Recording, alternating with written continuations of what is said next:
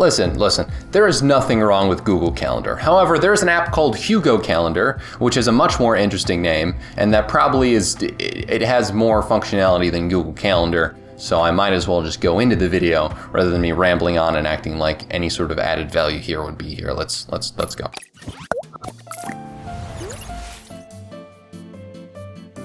Hugo Calendar is a really interesting app that I found on Keep Productive's channel, and it's a calendar app that might be one of the better ones that I've seen for team meeting software. So if we get right into it, let's get started with Hugo. Free, you can actually sign up with Google or Microsoft and your work account. And just as a quick reference point, this actually can be used free, so you can manage your calendar, notes, and tasks in one place for free. You'd have up to 10 users, have unlimited docs, unlimited tasks, some basic integrations, so like Google Meet, Chrome, Google Suite overall, Microsoft Teams, 365, Slack, Todoist, Trello, and Zoom.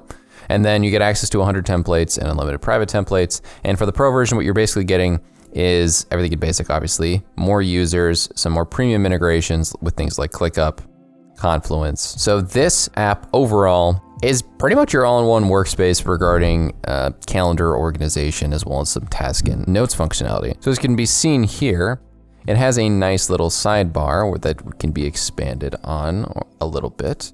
And there is a section for your tasks, what meetings you have, and a little scratch pad for your notes. For this meeting tab, that's what we have going on here. So you could change this to being a list view rather than a calendar view. So you could actually see what different tasks you have here. You can have it have the option to show the working hours only, or you could have the option to have it show weekends or not, what the week start date is. And then if you go to calendar settings here, what I actually am gonna do is I'm gonna show my personal stuff really quick. So if I press dpanichi 014, and I actually want to add my Calendly as well, because that shows meetings. You can see it actually is going to showcase all of my different things going on regarding my calendar, and it's going to have a sync with it. So if I move this, it would actually sync it on my Google Calendar. So I'm actually going to move this from this time to 15 minutes earlier. So update recurring events. So I could actually have it update only this event, this and following events, and all events, which is the same functionality as Google Calendar. So let's say I move that up. This was here. So it actually did move it really quickly and synced it really easily there, which I enjoyed. And then another nice thing you can do here is actually press week view,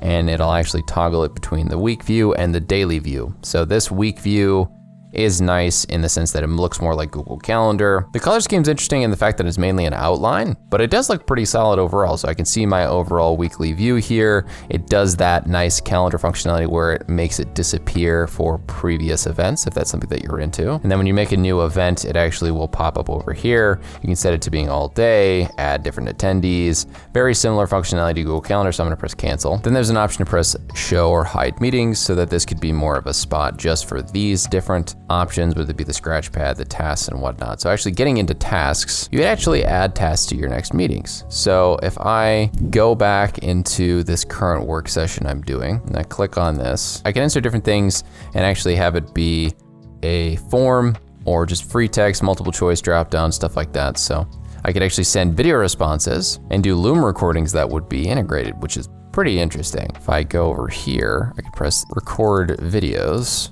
assign it to specific people. So I'd assign it to me, and then it would be due in 1 hour. So it's actually got hour functionality. It's got really quick functionality for Teams, which is nice. And then you could actually add the link to the calendar.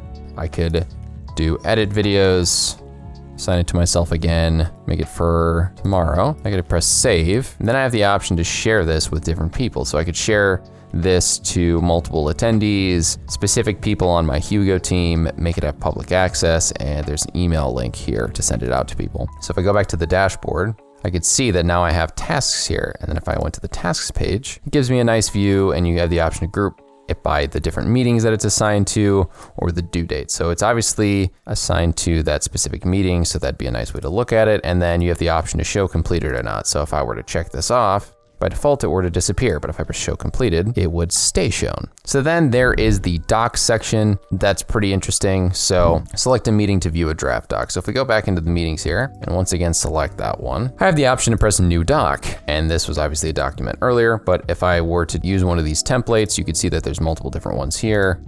You can create new templates, start from scratch. Let's do something like a manager weekly one-on-one. How was your week? Celebrate wins and lessons learned. I learned I can record and edit a lot in a week. Remove roadblocks, sleep less, two-way evaluation, you are too hard on yourself, open discussion, follow-ups, action items, suck less. All right, so that's what I have for that document here. So I can press save. Then if I go into the team docs, you can see that it actually has a document for that associated meeting for the day. So you can see, it also has the tasks assigned to it. That template gave me a automated tasks in there that was in the template for filling out this one-on-one agenda. So I could have it be set to 1 hour from now, press save on that again.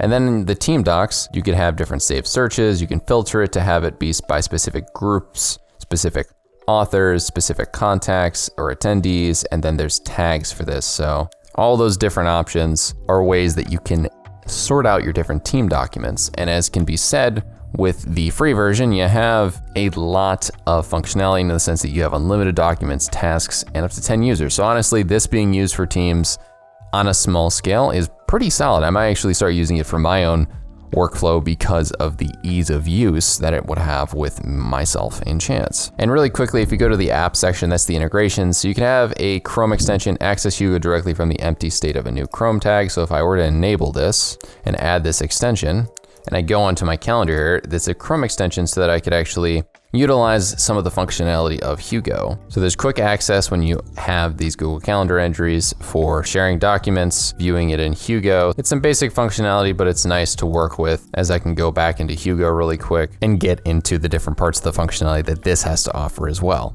Now, I could see only using this. I actually think it makes more sense to do that rather than going back and forth between Google Calendar, but to each is their own. If you guys like this video and want to see more ones like this, make sure to click right here to see how you can improve your productivity even more.